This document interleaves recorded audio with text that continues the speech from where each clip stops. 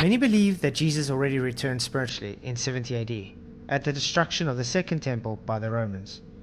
But what if that belief is missing a crucial piece of prophecy? The book of Revelation introduces us to two witnesses, two mysterious, powerful figures sent by God to be witnesses in the end times. According to Scripture, they must appear before the return of Jesus Christ. So where were they in 70 AD? Stay with me as we uncover why the two witnesses are the key to understanding the true return of Jesus Christ, and why their appearance is still to come in the future.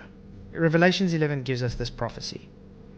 And I will give power unto my witnesses, and they shall prophesy 1,260 days, clothed in sackcloth. These two witnesses are described as two olive trees, two lampstands, standing before the Lord of the earth. These aren't allegorical symbols. They are real end-time prophets, empowered by God, performing visible, supernatural acts for 1,260 days. They shut the heavens so that it doesn't rain, turn water into blood, strike the earth with as much plagues as they will. This mirrors the ministries of Elijah and Moses, but Revelation is clear. The prophecy is future-orientated. Some preterists argue that Jesus returned in 70 AD, during Rome's destruction of Jerusalem, but this interpretation ignores key conditions of Christ's return in Revelation. Ask yourself, were the two witnesses seen prophesying in Jerusalem for 3.5 years? Did the world watch them get killed and resurrected for everyone to see?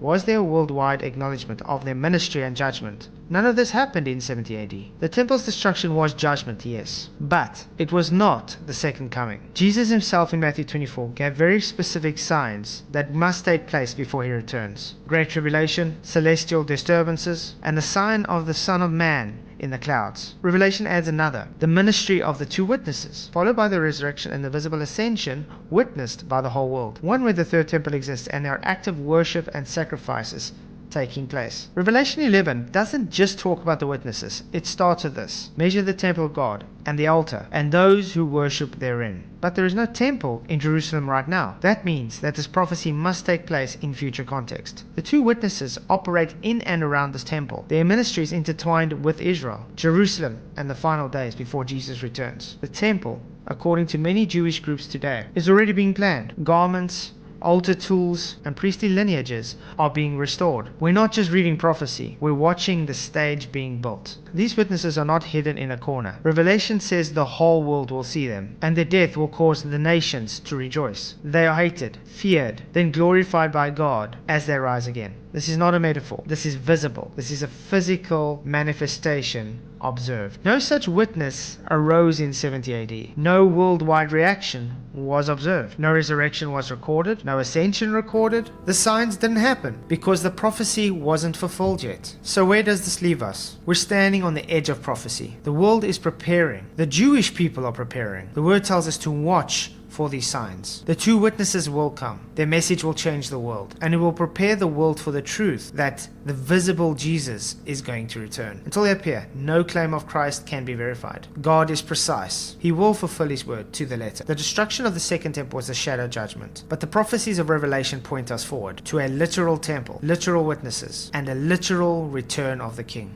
Will you recognize the signs when they come? If you like this content, please don't forget to subscribe, hit the like, hit the bell notification icon so you can keep up to date with this content. Till next time, God bless.